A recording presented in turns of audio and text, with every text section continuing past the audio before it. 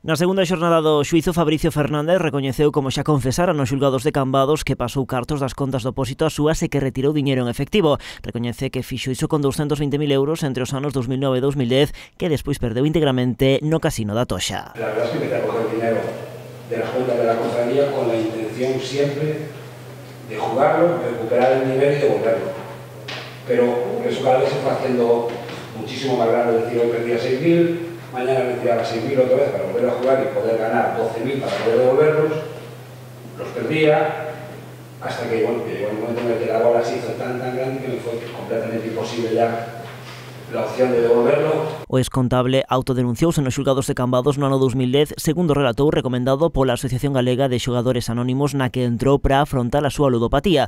Insiste en que non se trata dunha estrategia de defensa, senón dunha enfermidade obsesiva e incontrolable, dixo, que ella arruinou a vida. Esto deja de ser un juego social, una diversión, a ser realmente para mí un problema extremadamente grave. Es decir, yo necesito jugar, los impulsos míos para jugar son enormes.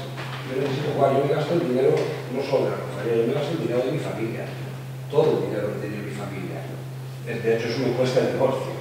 Con todo, o excontable nega que se apropiara do diñeiro restante que lle imputa a Fiscalía ata chegar aos máis de 500.000 euros. Rexeita ter collido cartos procedentes das contas da lonxa ou da súa peixería porque, segundo asegurou, tería que deixar xustificante. Nese caso, di que foi el mesmo o que observou e denunciou cousas raras. Yo sigo advirtiendo que hay pérdidas y que veo cosas raras en la contabilidad de esa pescadería y que por favor llamen al auditor para que venga a mirar qué está pasando en la pescadería, porque yo tampoco puedo determinarlo. Sobre a retirada de cartos do Banesto de CaixaBank, que se efectuou só coa asinatura de Fabricio, a pesar de que tamén era precisa do expatrón, o excontable sinalou que se trataba dunha práctica habitual, agardando a que o patrón asinase cando volvese do mar. Pola súa banda, o expatrón entende que se debe a un exceso de confianza das entidades. Indica ademais que el non sospeitaba nada porque consideraba a Fabricio un amigo. Una persona de mi absoluta confianza y me imagino que también de la confianza por el trato diario que teníamos, ¿no?